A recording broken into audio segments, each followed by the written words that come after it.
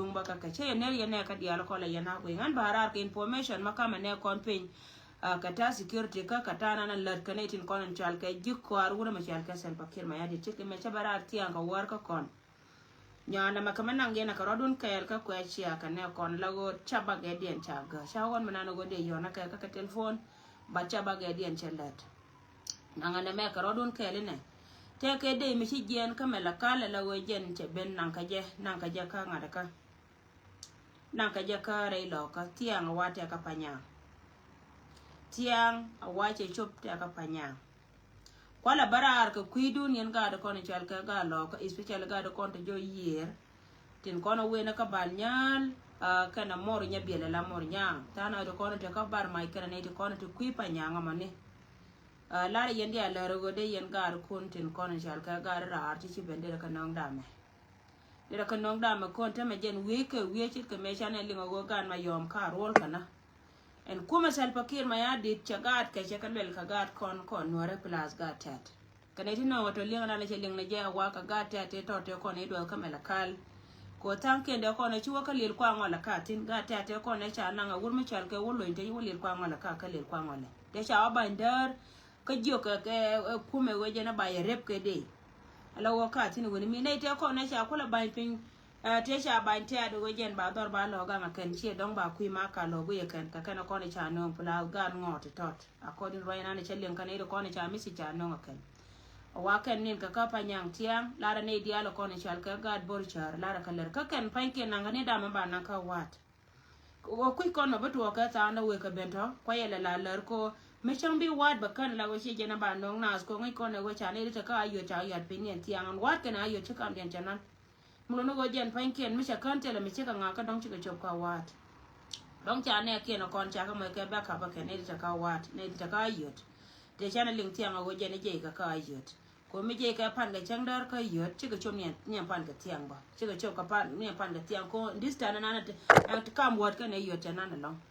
mulo go jen point de jo mi chika na ba lar ne de kon de pinchang ka biya ta ka ngai tin go yen ga ta kon jo yer choko na ka pe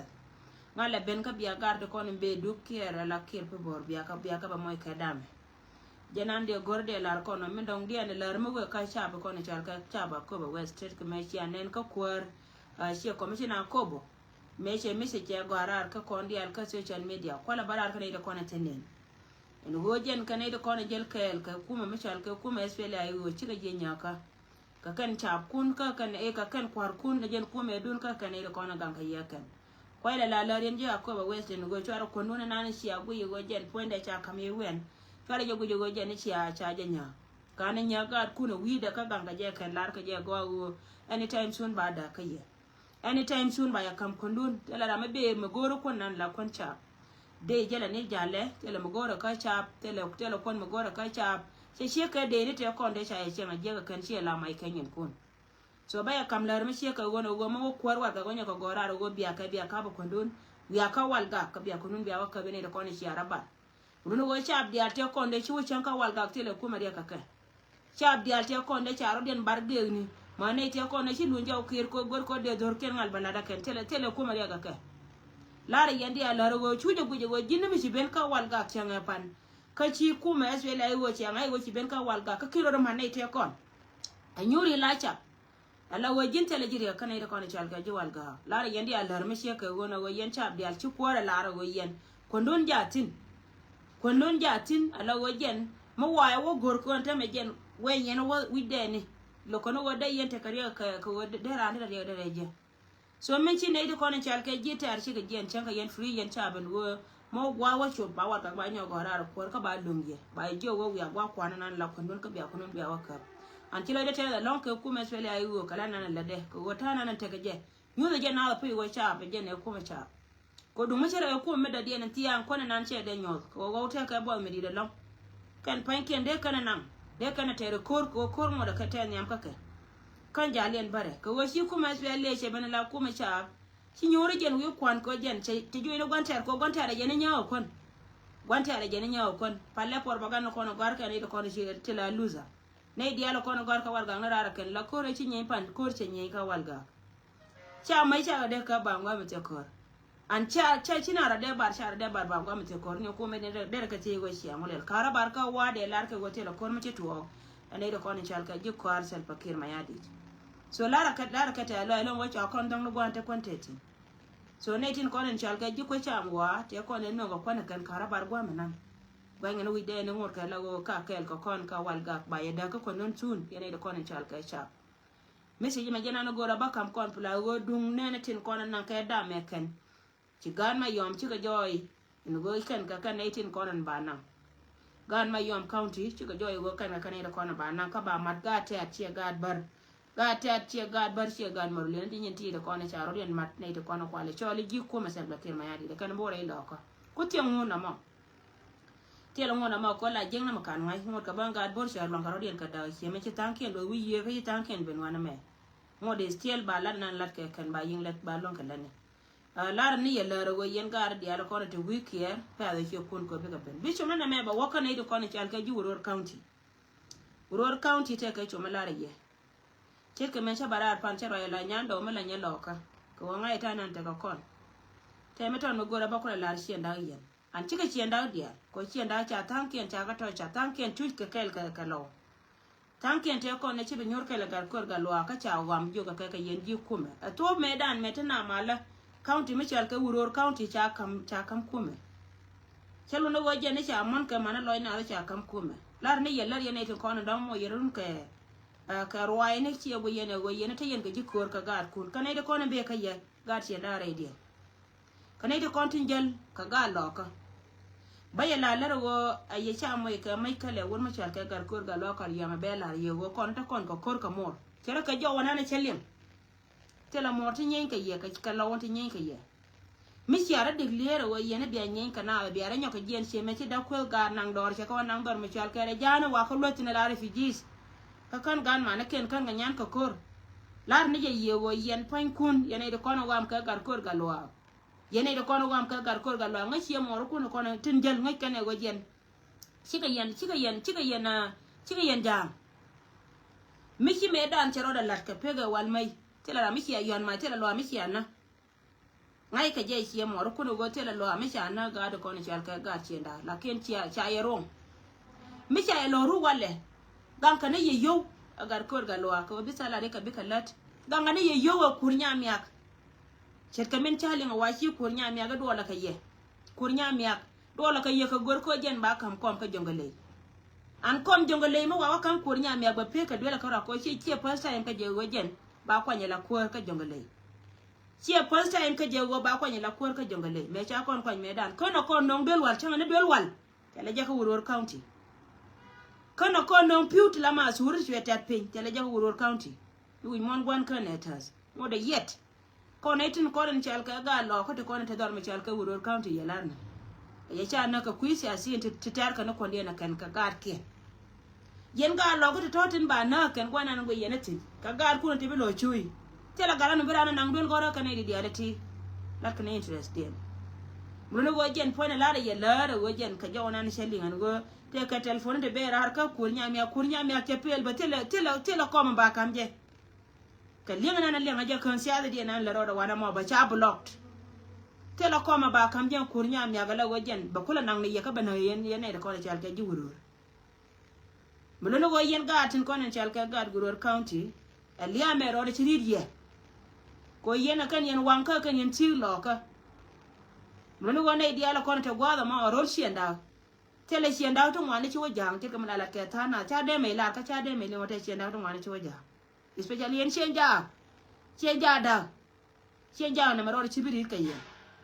ko liang na liang ne nyen kun ta me joje wo yen pan kun ci gar kor ga lo kar yam ci nyure dun kane wur me chal ke kurnya miya an politique na dwai ke kan ci politique mo bi yete politique be na ne ye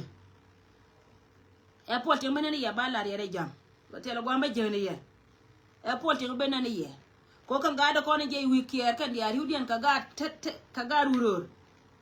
kan kwar mali che ne dial ka kan te wikier be kan ne ko ne ci benen tame ka lawrar ne de kono kapka walga ga ken kanyen kana pan ka lawra ka ga loka ka Uror ka ga loka ka Nyirol ka ga loka ka Akuba West so ka kana kono shi lunjao me ba kon ba moy kariya ga ne de kon to wana mo tin ci pel ne de kon ci pel ngan ma ko content ne te dan kon chab loka ko ni ken me te ka ko re tele me chalel ko re loka jandoro ngot or gad ka tori jen re loka jandoro ngot ma gad ka piyere ngot ka ma ka ba ka jwal pi ne ti je ka ta ka kuma number mini ne ta ka kuma ka kon so kuma me ci pele kuma la long na jiran ka ro da ni ran miti ka mandan wan la taman la ka tarara la go ken tele ka budget because tell me kama ka kuma na ma ka wachira na goro go ko ne betetin we gwar chara je goro go ba yato kai ya chada yen sheda ya chada dar mi chal ka ngada ka walje me da ne bokor mu ku yene we cheda gar ko galo cheda gar ko galo ka na ma jo cheda ken ka wo chi ton wo chu na chu ka ka wuro me chi chu ka wuro chwa wat chwa lat ni ngwa le dan chu na chu ka roi cha wuro be chwa ka wuro ador chenda mi jika dial te ka ku jan wala de roye mo fune lien kon ji social media dial bar choka je ignore ko ngai ne go wo lo de kon cha ka da shejen chwa wo chi tom ma joga lo ajien cho wo lo jen point we dol kana che jien la wo we dol kana jo na wo do ra cha chwa ko kono ko ne ko ngai ne roye mi che ka wono lakin kon e te ngai ne me were lo ko chone la ro ya kai chi gar ko ga lo le ne ben chwa dar she dan tot ke lo she chwa dar shi ma na me kwala daptin yo pala wi lo agwan jana kan shwa no wo cha na ko wore dina me shi awe go yene tele mo ngota la wo jen kan kon ko she jen lara ne ye lara wo yen shwara konden ja ko jen ba ta ka table throughout ke du nun yan cha bi tele makama ye kam ga ye kan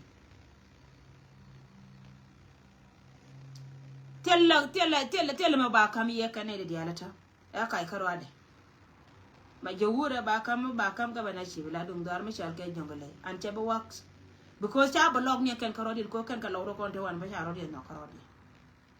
lakini kon cha no riyo mi shi ka wona kon cha no ko to kon nyora ma ka nyora ka woke ka gat ke ko se mala ko na ka rai kon la cha ne la cha ko te dan ga di na kon cha na ga ne tin kon chal ke si asin din kon ci pel gwa mo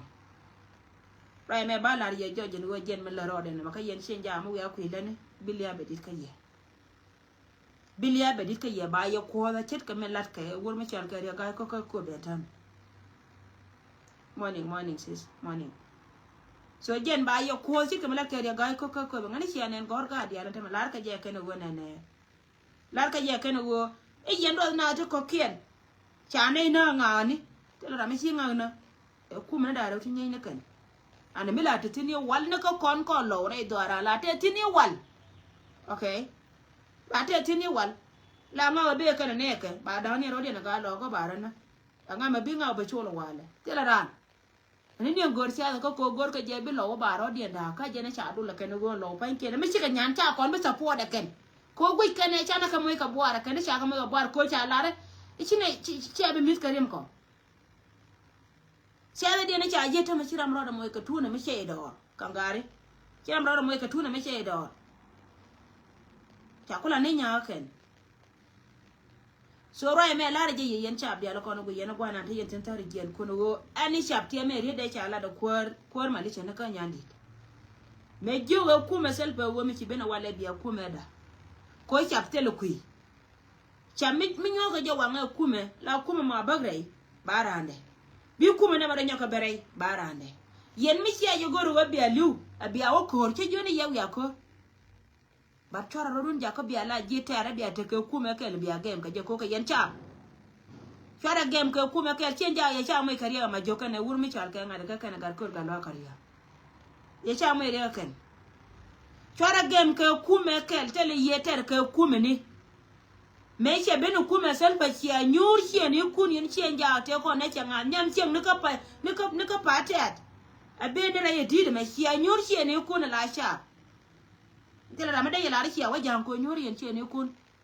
chia yen tele ra ko tele ku mi chia jo nyur yen ka nyurun chia yen today ba me chele ni to and wa chi kuma spele yo che berei tele yeter ke kuma spele yo chora e ye cha we la to do e bia kula wa de ni kien kwa ga jana la gan ka ye yen to duel kel ba ye kula batu irun bi jang kula loy ka ala wayen ba ya ko lo kwai wa da ya la na me mataka ka juba wana ma wo kan kana ri ci wudien ta giya do makan wudien kana giya de ngaya kana wana ran lo ka ja kai chap kai ni en bule to ne ni ngata ma la wacha la tu lo to kan bule to bi ka chan one day bule to da na ka to ma la tu lo to bi ka chan one day antela bole bi re ka ku bi we ka ben ya ma ko bi ka tel gu to ka kan ta ma la wo kan la ka nan ke iga la ka yene ti go ka kon ji mala agat ke no kon cha mil cha ngi ken yes ka kon ne ti we je ko yene la ne la bula lar tene ko ro de ka ta karo de ka nori wo kan cha ka blindful siasen ke la kan la ro la bol ala go chen mi chal ke bola je number 1 chicken na wana go je ne to ka ne ke bi kon ko le te dan ko ri ni nyu kon ka do bat chicken ne chejen cha bul je ko wo kan panken kane ti bombo ante ba menen yene manan kare loka lo kono ba kana daire ko kuma salbakir ma yadit 50% ka bul kuma salbakir ma yadit kane di kono lar ka je tana kere na ta kino bi te la nore 50% ka bul an kan bul ta ka kan ga bul te la sorry an yoda ka kan ga mo yanga ka likes ba ganta ka kan ga bul te la guardia ta kel ka kato chejen miluno go jene roi mi ke wona ta mi lengena nan kare loko lokono ba kana daire ko kan lar ka je cha jang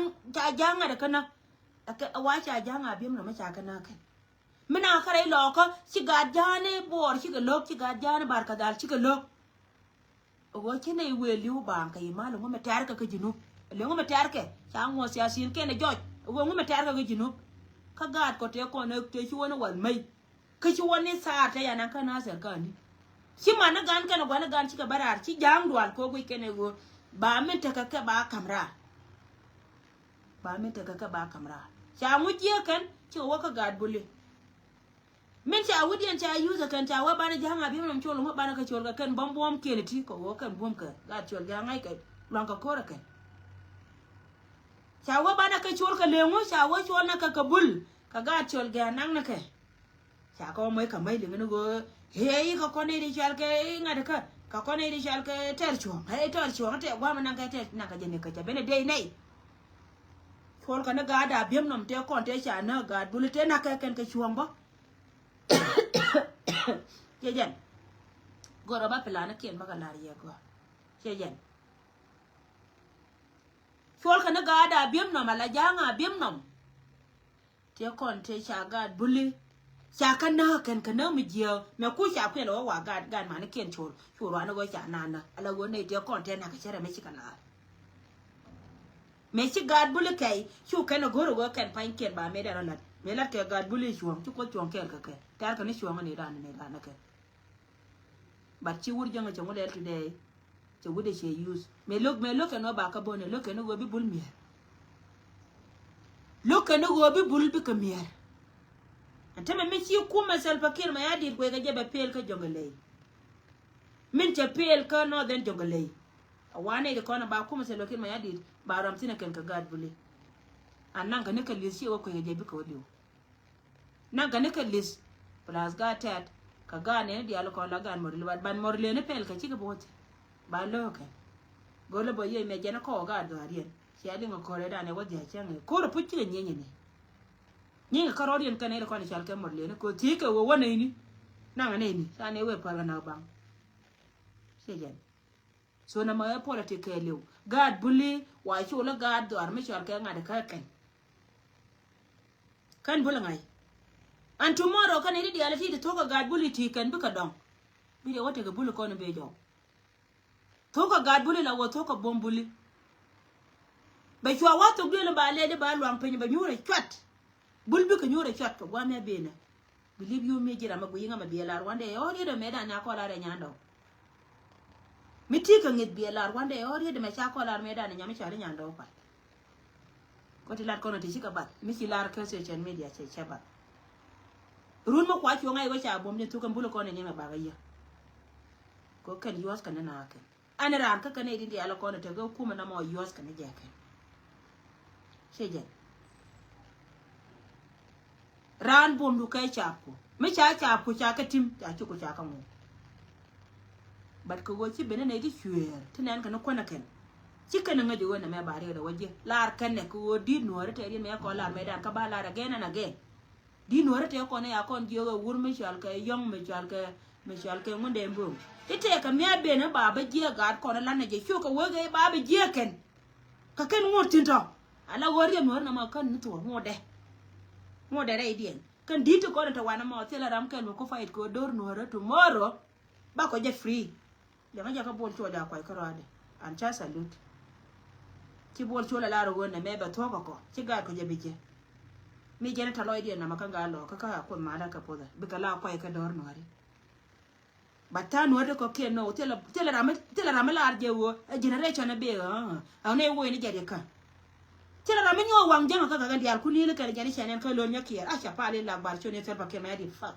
oh sorry ah lo nya kier charo de du nyam tel ba ke ma ya di chat no har moy ka bo la wala woni le kan nyam tel ba ke ma ya di chisel ba la ko ka jina ba Sudan chisel ba ke la ko ka South Sudan imagine tela koran mo gorje ba kon kamera re ka mi je na ta konte lakin mi ciran mer karo ade yene dia la konten to ko ne la ka ran la chara ne mo ko wali on gwala ma ngum bigar ka lo benefit ko liya ku ma ka mi ci chop ne ta maka ne dia la konten live today me liu ka ka ciet ku ma se lo ker ma di de gar ke lo ro me ku ma ci yen ta ma ne ne de ko ko ta ka gor te mi len ka gar ke te melel ka gad ke te le melel ka gad ke wallahi changa ne me dong tid melel ka gad ke te la ja so ne di altin kon te liu ka ba araro la te yen gad ya la kon ko la wala to la kan cham je kon dia araro de la tie ye go gan mo wa waliu ba gad kala ramanga kamen ko je benefit ko kor ko iter ka jene ma ko wan ko ngum cha kamji men kam ga jene da mai karo ade jene wi jene kam ka jike lakin ti dia la ko ne cha to lat ka South Sudan ko kanyin kene kan dia bi ka to an bi wori ang jira me manira me kan galam la pinna ma wo ko mo to mo ngai te cha mo we ben man jira me kan galam ya pinna chang mai ni redu bi kala ni mara mata ka galam ga yo men moy kon ka chan mun nan chi mun me chan mo moy kon ka chan tel mala chang me roi wor me chal ka kwal ma nyang chang da ni used in kon la nyen South Sudan ke lezi de kala lezi ni di ka kan na kana da ke te ka gan me de ka de ku wan te me la wo jenere gore balare ka de ba kan cha ena le security jene ka waila la dika ko kan pankian taka ka security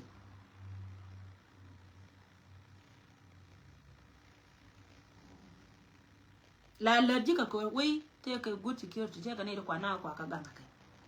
ne di security ka ma ka de ka par ka me shala ka ke lezi na ka sa uzan che ka lezi ka kan dite ko na te tina cha ara ga wang na ka kana mai kana ka mai ka le so la yendi ala ro titi aran kala le kala chara ke yen ga no de ko ne yai ti yai ga tula aran kala le kala chara ke bita la no den ba ka gan mar ka wona ma tan go wona ma den bombo cha mi si don cha je ga ko ka ga yel ga queer ga we ma en bombo do rani wal gang men chwa ga je ga chwa nan cha e chwa ko ga yen nyan malai chwa la ro da ngan ni man wona mo ay gwam batin ka jana yana nen gwa me me cha wero ja changara me chinga kwel ka do me jia che ja gora ba loy ko la we je bia jalidi ay gwam batin akon mala ya ganga yentin kalke ala koni ci do nambare ci liw wal may man me waliw ka kobe yen kalke ala koni ci do ar ko ka cha message bi chalim ulwa chali ngwa na lere ne tin ko na roi ka social media la lar ka je nyando na ga na ko wote la gar ka ti awam ko ka te la gan man ti awam ko ni mi jen chiem kan kon gon re ko ndia ani man woni an wona mar dial ka ka pron lai ka ci tanken liu ci tanken ci ga liu yen kor ko bana ma pa yaram ken na bat ci jene de rol ko ga lo ka dial ko liu ka gan mare ka ca la cha de pal akon mala ya ga ngadol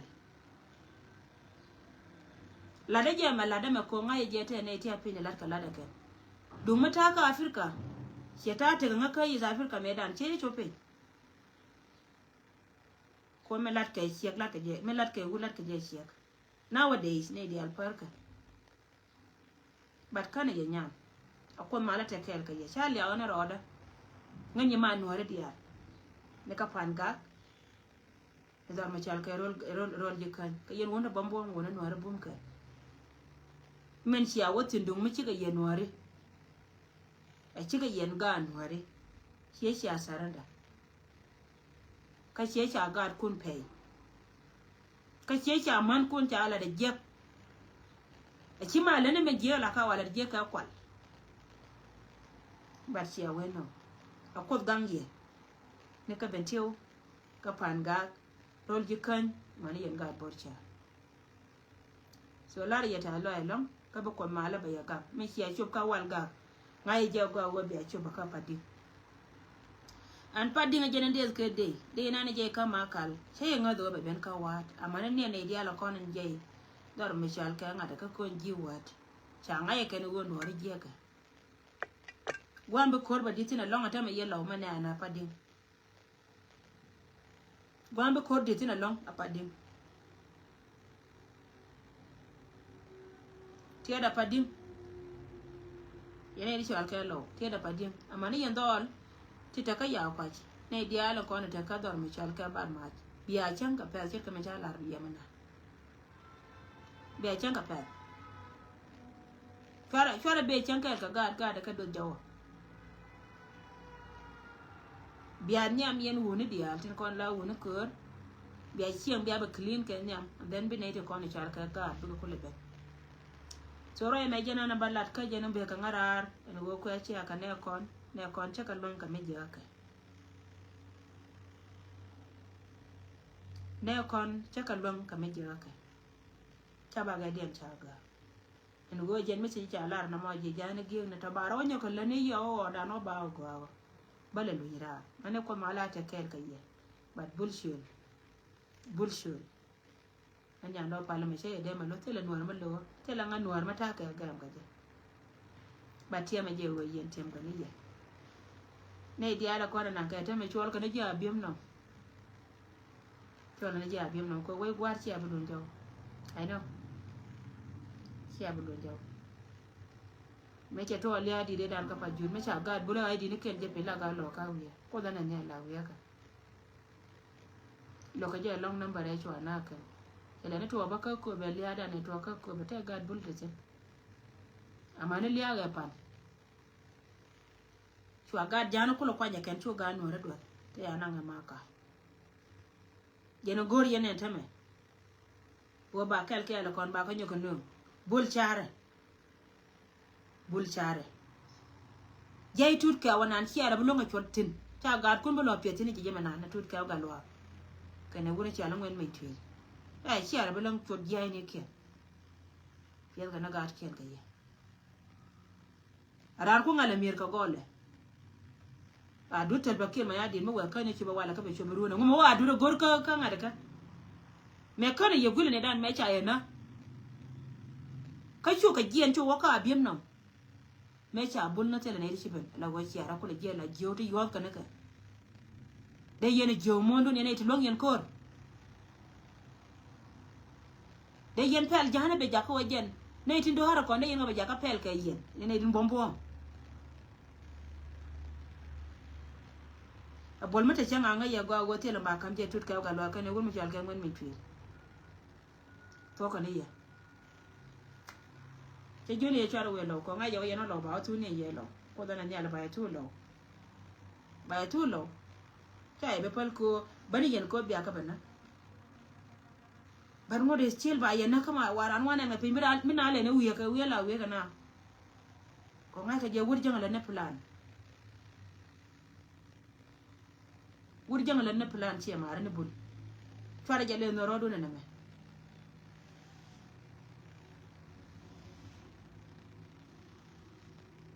thank you ko mala ta kai ga ye ballo jira arba den o ba go kan roi ka ne kon